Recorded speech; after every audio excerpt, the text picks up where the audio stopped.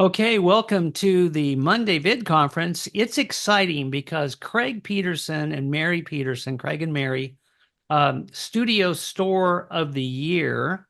You are joining us this week, and this is our last Monday Vid Conference of the year. So, Craig, we saved the best from we saved the best for the last. And I'm in my studio in Indianapolis. I'm Robert Hanley, the founder and owner of Home Video Studio. And there's Mary, Craig and Mary. Hello, you guys are. Where are you today? Where is your studio? Because we don't know We're you. we're in lovely downtown Pantego, Texas. All right, Pantego. Pantego is a small postage stamp of a municipality deep in the heart of Arlington.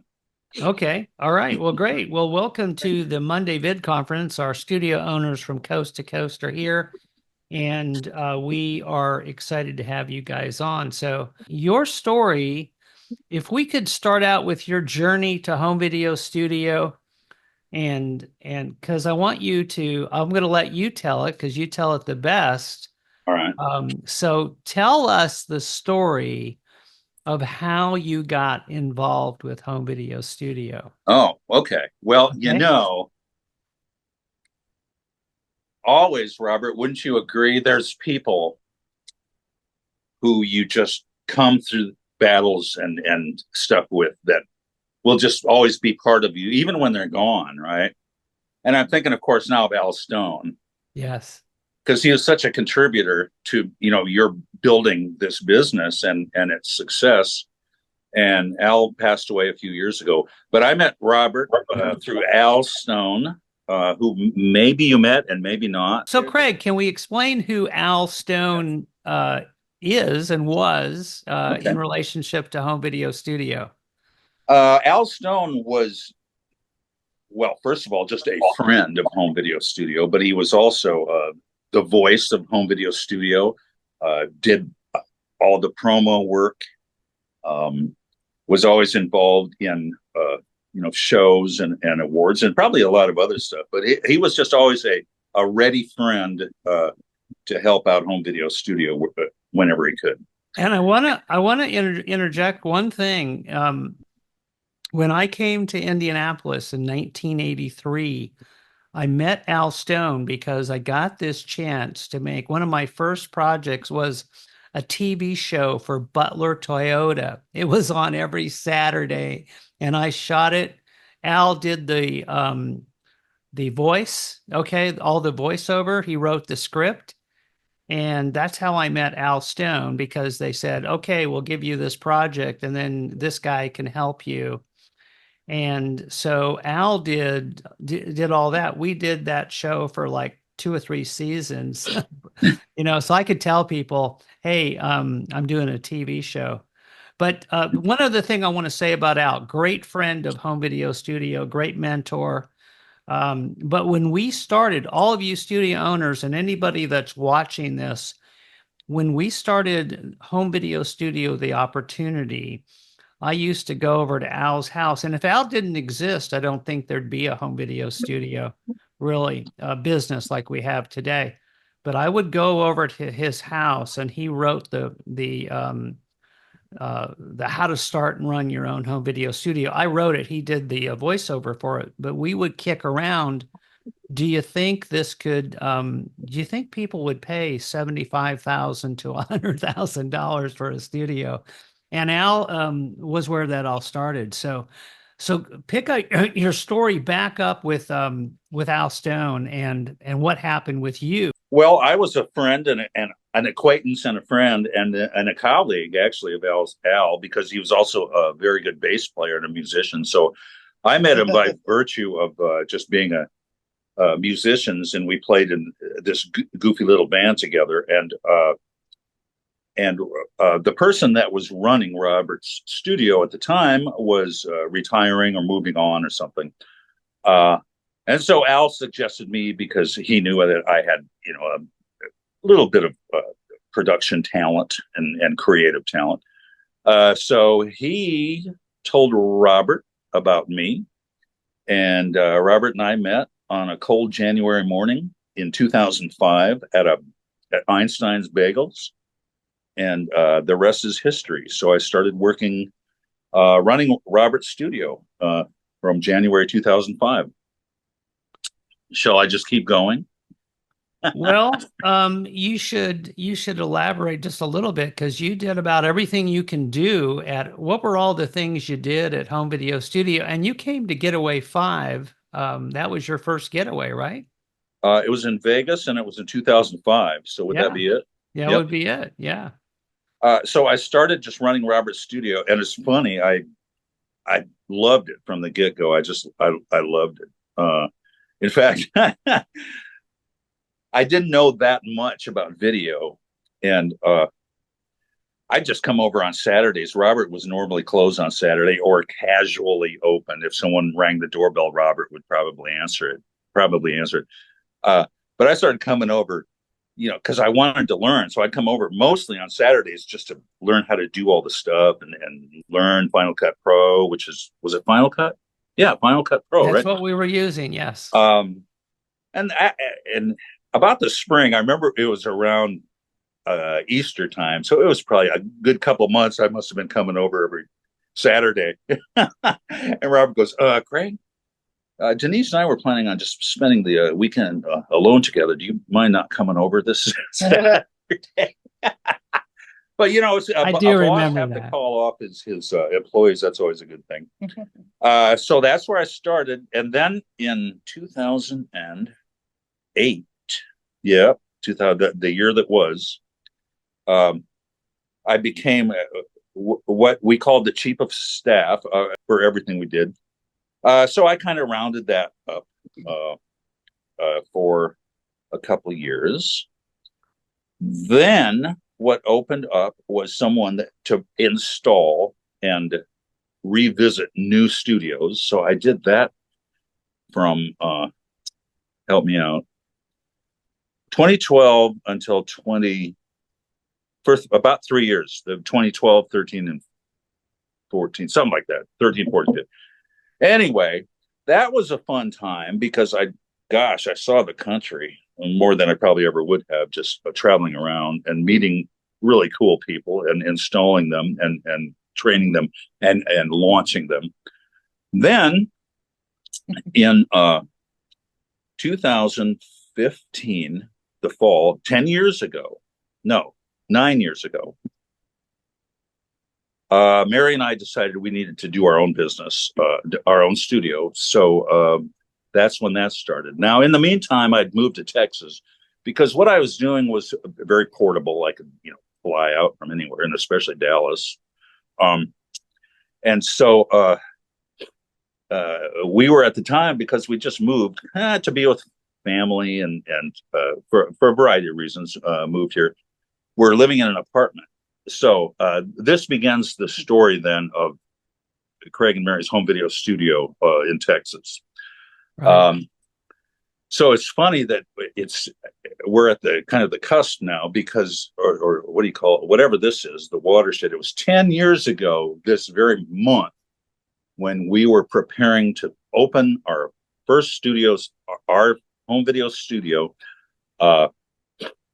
on January 5th, 2016. That was our first day, Wow. January 5th, 2016. So on January 5th, we will be entering our 10th year of business. Now, I hope I'm not running too late and this isn't boring, but a No, few it's things. great. It's Okay. good. It's good. I like it anyway. A few things, and then I'll try to pepper in some things that we've learned, like life lessons and studio lessons in our story here.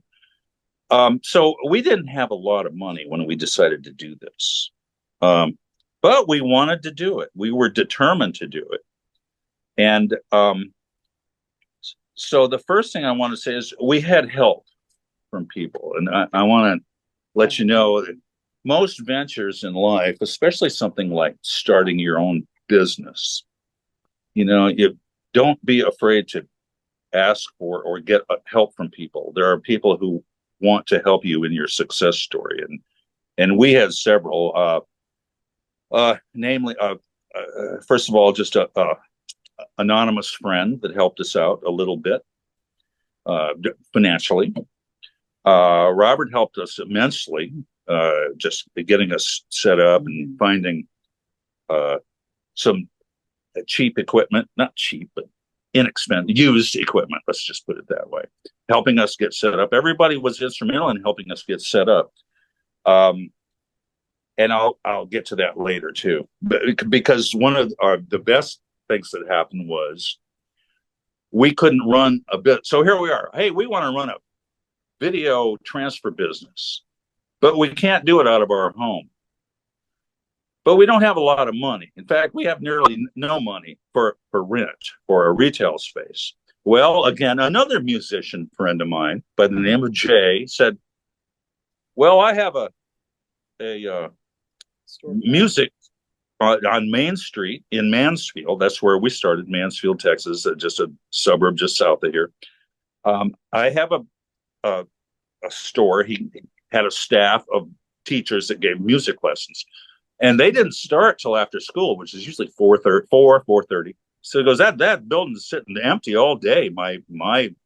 He goes, just set up in the back. So that's where the story comes. We started with a card table, because by the time we bought all the equipment and everything to get started with, that was about the end of our capital. Yeah. So we started with a card table and 1,000 business cards and a shirt and an iPhone. So those are the four things I started this business with. But besides the help of many, several people, I started with a card table, a box of business cards, an iPhone, and a shirt. And from there, we just went to town.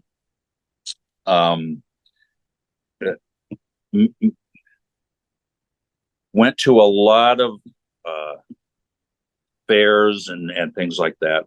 We're constantly promoting the business, almost to the point now where I feel ashamed at at how much less I promote the business out on the ground like that. Because you get busy, right? I mean, you just do. And so, because I mean, we went to everything. We were setting up booths at fairs and this and that.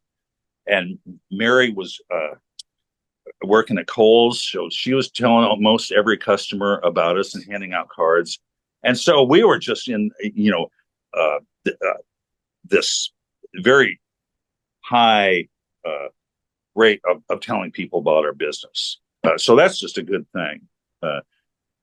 And again, talking about it makes me think, God, maybe I should step it up a little bit again, just because, when you start, it was just, we told everybody and anybody and everybody about our business. So anyway, so that went well. We started making money. People started finding us. One funny story about the Jay's place, our first place. There was a back door that went to the bathroom, among other things that people had to walk through. So when the store did open around 4, I'd have customers, and there was a door beside my desk because we were just crammed in the back. And people would go to the restroom, come back out, and it seems like every other time they'd be hitting our customers in the butt with the door because they were coming back out in the main room. So we decided we started thinking, well, this isn't good. So after 67, after 2.5 years, we found another place. Mary found another place. And it was about a 200 square foot room. It was on a busy street. Yes. And we continued to build the business there. That lasted for about 5 years. We had a wonderful landlord, and I'll mention her now as far as someone that helped us. And her name was Tammy. And her husband was a doctor, owned half the building. And finally, one day, 5 years later, through tears, she told us, "Well, we're selling out to Med, and we've got the building's part of it." But what she did tell us was that she felt so bad about it. She was already looking around for another place for us. So again, just key people, and what a help. Without her, we would have never known about this place, which we love and is very reasonable price wise.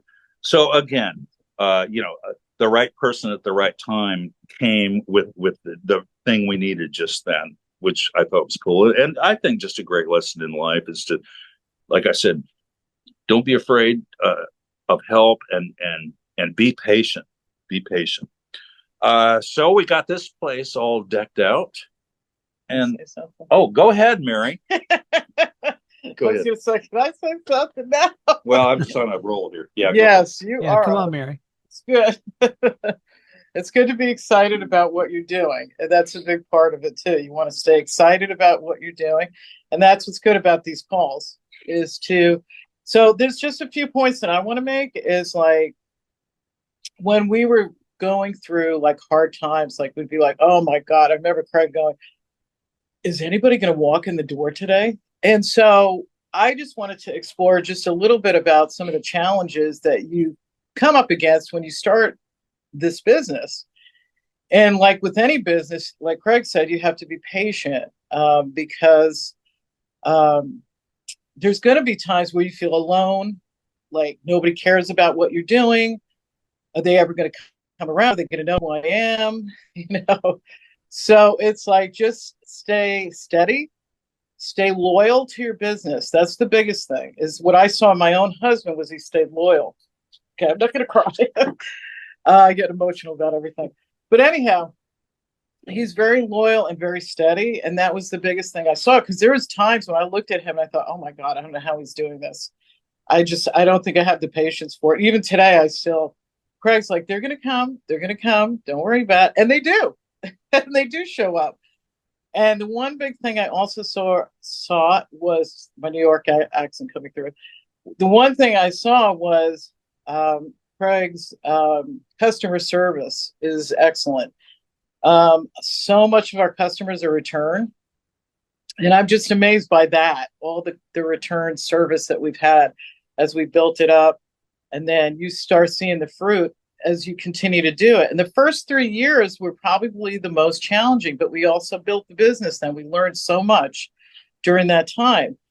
So I think we've started to feel a little comfortable after 3 years. So it takes a while to get your business going, and you have to be patient with yourself because you're learning and you're growing too.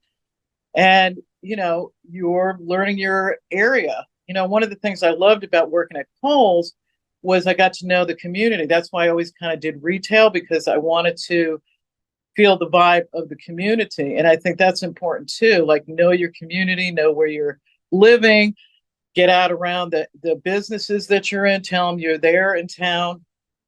I don't substitute, even though we're at the place where we advertise now more to get our customers. We don't do so much foot business, but I still think that's important in the initial startup because it helps to let your community know that you're there.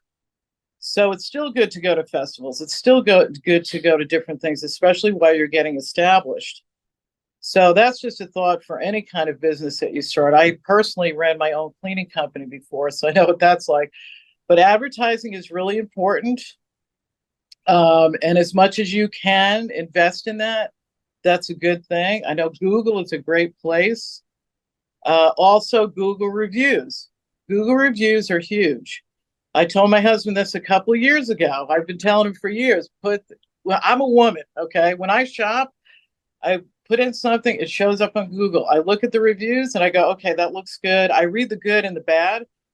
But having your business, don't take that for granted, because that helps so much. Because people have come through the store and said, I saw you on Google and I saw your reviews and they were really good. They didn't go to our website. They went to the Google reviews.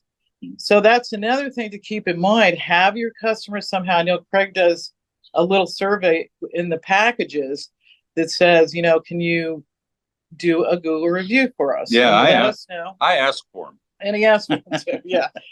So I guess that's probably my side, on the outside kind of thing, because I've tried to support him as much as I could.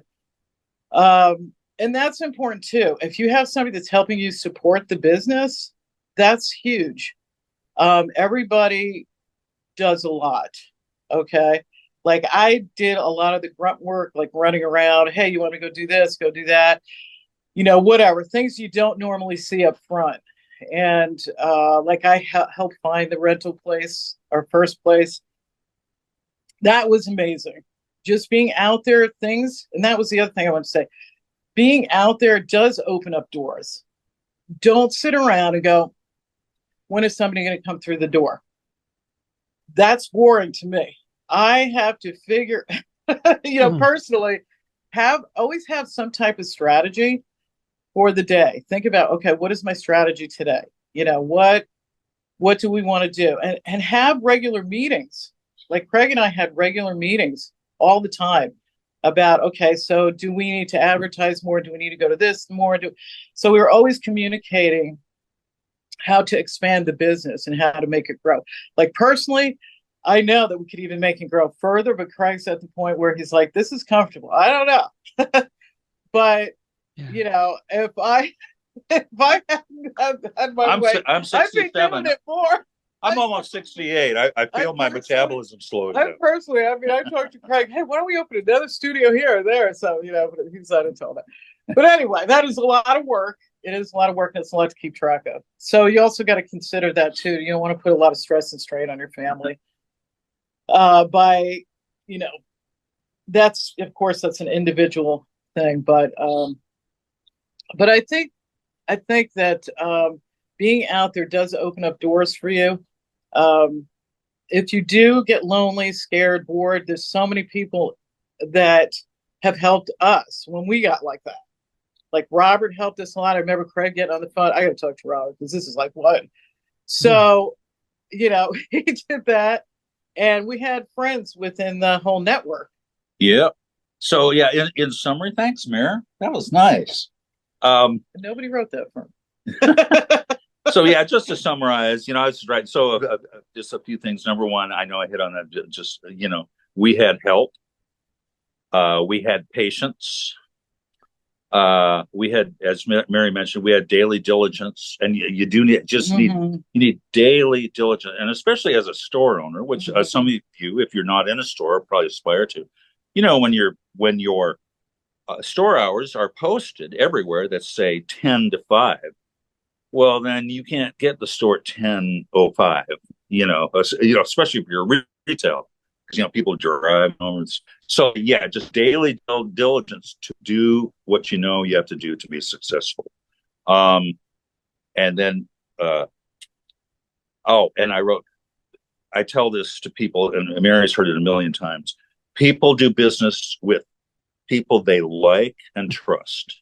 So every day, you know, be work to be likable and work to be trustworthy, Yeah, and the that's big. business will come because that's just an age old maxim. People will give you their money if they like you and they trust you. One thing on this, because you're talking about people that helped you along the way, and Mm-hmm. you've been a really big help to me and to Home Video Studio, both you and Mary, and we definitely appreciate that. But one thing people may not realize is that for the first 6 years of Home Video Studio, we sold independent studios, and then we franchised for 10 years until 2014. And then we did go back to selling independent studios, and you were the first one to come on as an independent studio, I do believe, Mm-hmm. and or maybe the first or second, but you didn't want to be like Craig Peterson Video Services. You wanted to be Home Video Studio. Remember this? You kept asking me, "Can I be Home Video Studio?" And I said, "Craig, we're not doing franchising." Mm-hmm. And so you were where I got the initiative, the idea, and the wherewithal to actually do brand licensing, which I didn't even know you could do. So that's how today, when people see us, a lot of people think we're a franchise. We are Mm-hmm. not. Every studio is independently Mm. owned. We don't we make recommendations, we tell you the plan and all that, but you have to execute it. You get to do what you want to do when you want to do it. And we call that brand licensing, and you license the home video studio brand, which is very powerful. But you were the catalyst behind that. So I do thank you for that. Because Uh-huh. you asked me like for 3 weeks, can I just be home video studio? And I finally said, yeah, I think there's a way we could do that. So great story. Um, bring us up to speed on the last several years because you've had mega success. And I think everybody watching this thing, and I'm thinking, listening to this story, that you're always just making the right decisions and Johnny on the spot with customers, and you're getting everything is going perfectly. But you must have had some times when you weren't 100%, or you didn't. You make mistakes, and I think that's something that people always think they have to be perfect. You don't. Right, right. Would you agree with that? You correct yourself and you adapt and you move forward. Well, Exactly. of course. Exactly. Yeah. Yeah. Yeah. I mean, if your sights are set on a goal, I mean, you're going to make adjustments to get to it. I mean, that's to be expected. One thing we didn't mention, and I don't want to belabor it, but in the height of our success, was 2020, COVID. which was Right. quite a year to be an entrepreneur for anyone. So Yeah. Right. that was, that we definitely had to make adjustments there too, right? Well, you you have to, because you have ups and downs. And let's flash forward to Getaway 24 and the Hanley Awards. And you guys, tell them what you do at the Hanley Awards. Tell our viewers, what do you do and what happened for you and for Mary at the Hanley Awards this year? Well, what I do at the Hanleys is mostly wait for you to call me and ask me to do something. Well, you are the voice of God at the Yeah. Hanleys now. No, so let me read. Okay, so for the last 20 years, yeah, mostly at the Hanleys, I am just at your service. I mean, at people's service to do whatever I need to. Right. And then I host the. I was the master of ceremony. I guess I still am. I was the master of ceremonies for many, many years, standing up front, and we kind of changed the format a little bit. Now Yeah. I'm sitting, but it's still the master of ceremonies. Yes. So that's what I do at the Hanleys for awards night, is the master of ceremonies. So that was a little strange, the last Hanleys in Clearwater, because I didn't even think about it. I had no idea that we'd be the studio store of the year. So I was kind of taken aback and got kind of slightly embarrassingly emotional. But the reason, I mean, I just thought they liked me. They really, really liked me. No, it's funny what we just talked about. As I was walking up from 20 years ago, and what we've gone through and starting our business, kind of all washed over me in an instant, And I thought, oh my God, this is wild, and it just made me thankful that somehow I'm in this position to be able to go to work every morning and do something that I love. Do I walk in every morning and say, oh God, I love this. I love you, studio. I love you, walls. I love you, VHS. But there's a lot of worse things to be doing. And so I still look forward to coming in every day and meeting people and helping them with something they want and need in their life. So yeah, it was just a thankfulness for being able to do this and to be successful at it.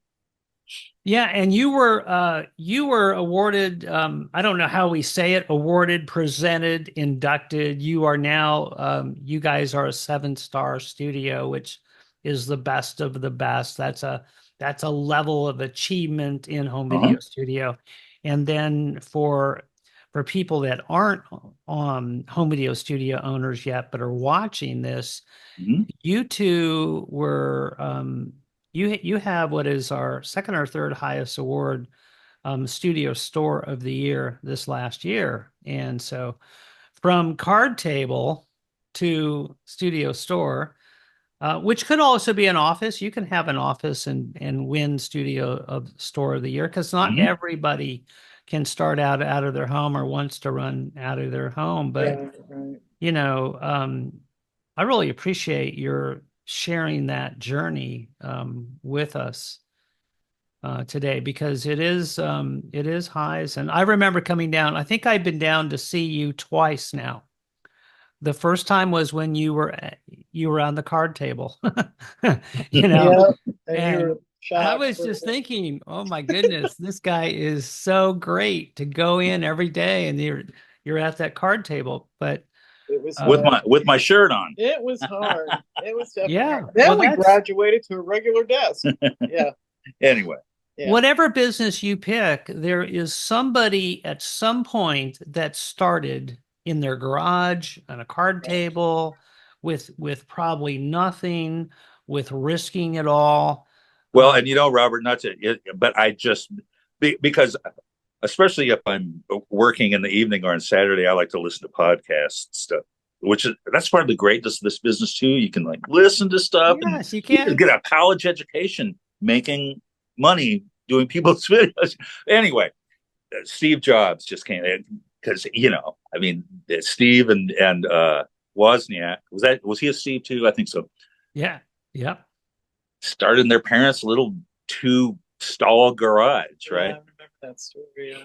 They sold their van. Steve Jobs, or maybe it was Wozniak that sold his van to get his part of the money to start Yeah, full.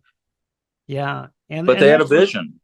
they had, a vision, and I think that vision is what takes you through. We all have those days when you walk into your studio and everything seems to go wrong, and it just We've had you those. have one thing and then another thing and another thing, but then you have those shining moments where you are on top. And I think every day through that, we are in a business that we truly, truly love.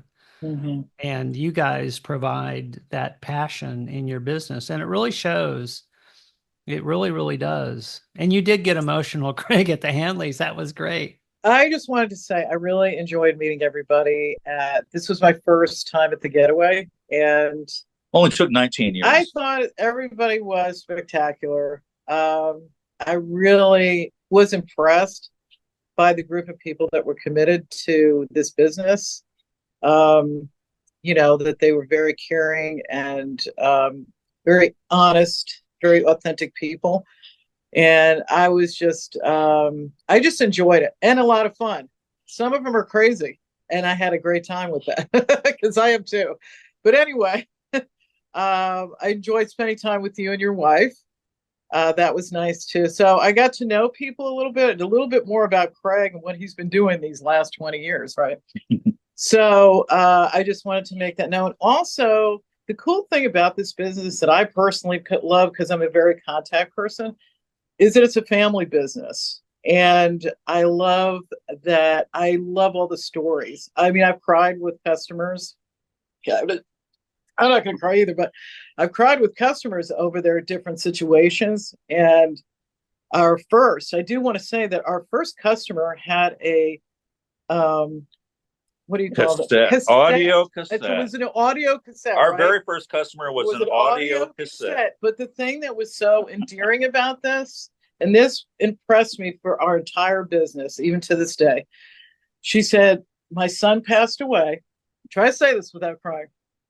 This is the last that I have of his voice. And Wow. yeah. Yeah. So Yeah. I was like, this business is so important Yeah. to people. And so, sorry, I don't want to get all choked up, but I don't know. I was the one that met the person at the door and they were telling me the story. And I just thought, I got to support Craig with this because I don't know how many businesses are out there that do this type of thing, that support that kind of thing, that's so sensitive to people and important to them. And it was just funny that it happened to be a cassette tape and not like a VHS or something like that. But anyway, it was a great story, and I've even shared that with some of my customers. So Two that's it. things that Yeah. I want to get your to talk about real quickly. All right. Okay. One is we have people, I'll post this tomorrow on my YouTube channel. And by the way, I'm doing a class at the advanced training on YouTube channel, getting one going for your marketing of your studio. It's a great thing to do. But I'll be putting this up and people will be watching this and I think, getting a lot of good information. People that are thinking about getting involved with home video studio, what advice would you have to anyone that's watching this that is not a studio owner but thinking, wow, maybe this could be for me? I'll speak first. If that's All right, go ahead. okay. I would say, find some, make sure it's something that you really love, that you've been thinking of a little bit. And I know there's probably people that haven't thought about it, but make sure, I mean, that's important to make sure you're thinking through, is this really what I want to do? Because it's going to take some commitment and it's going to take some time to get it going. So you have to be careful with anything you enter into anyway, that that's something that you could see yourself doing. If you could see yourself doing it and you love working with people and you like the connections, but also the hard work of, staying in touch with people, doing customer service, and it's definitely a retail business. So I think there's a lot of things to consider before you venture into it. Of course, the money's one, but you build that as you build your customer service. So that's what I would say is just kind of consider how much you would love doing something like this, connecting with people. And if you're really good at it, this might be up your alley, just besides a knowledge of video. So there's two aspects. That would be my side, is the emotional aspect of it and connecting with people and hearing the stories. If you love storytelling or you love hearing stories, it's a great business. And if you love supporting family, it's a great business because that's what you do. And you touch people in so many different ways when you do this business. It's not just, I'm doing Martha's videos over here. No, you're doing something that's really special and really important to them. And it's something to look at seriously. When you do each project, it's a serious thing. It's not, I got to get this out by 8 o'clock. No, this is Marsha's stuff. You need to do it right. You need to think it through and you need to treat them like gold. They're the ones who are paying your bills, your electric bills, your gas bills, your car, your food. You need Craig, to how about what do you okay, think? go ahead. And on the heels of I'm that, trying I to know get a we're word running. in edgewise. I'm sorry. On the heels of that, I was just saying, the one thing I would say is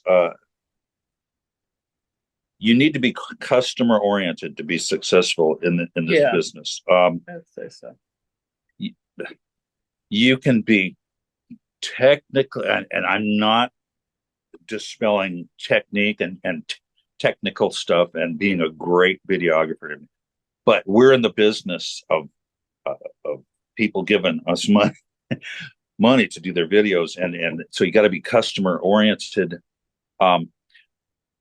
So if someone were coming to me and they said, well, really, I got a master's degree in film from USC and I just want to make a little money while I make my first film, I'd say you're probably going down the wrong alley. Be committed to this as it is, for what it is the only way to be successful. And that is to what I call, well, back in Indianapolis, I'd always call them Carmel housewives, right? I mean, that's who your customer is Carmel housewives. At least mine. Okay. Here it's Arlington housewives. What if you don't live in? What if we don't live in Carmel? I know, but what I'm saying is, we're video services for everyone, and that Everyone. everyone is mostly people that got VHS tapes from Christmas in 1989. So maybe it's the That's boomers. where we concentrate, is on those people that have tapes of Christmas from 1989 kind of people. Right. Yep. Carmel housewives that have videos from 1989. No. So, we No, do to everybody, correct? we do have we are in the transfer business, and content is king. All this content that comes into our studios, photos and slides and tapes and audio and all of this, and now iPhone video and smartphone video. But we are also, I like to say, we're creators and modifiers of video. So you can make the business whatever you want. Okay, last thing, and then we've gone a long time.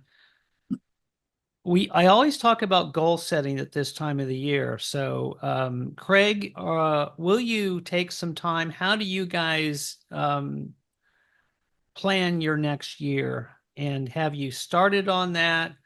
What do you think you'll change? What will you keep? What are even for you? Just what's the process?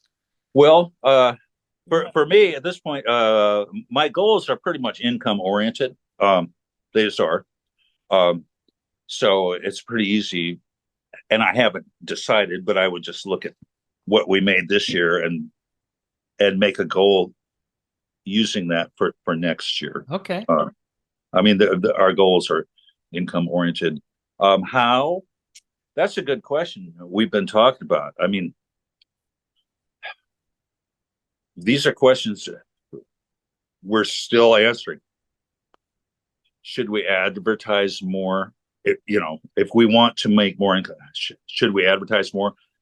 How much more? Where's that going to be placed? How do we get people into? How does it? Everything we do is to make the phone to ring. Right? It just is. Everything we do advertising wise is for that phone to ring. Which, by the way, so if you ever find yourself getting mad when the phone rings, just stop a minute, because don't do that. I still do it after 10 years. I'm still, oh God, don't get mad when the phone rings. You're paying both money and your life to make that phone ring. Yep. So what was I talking about?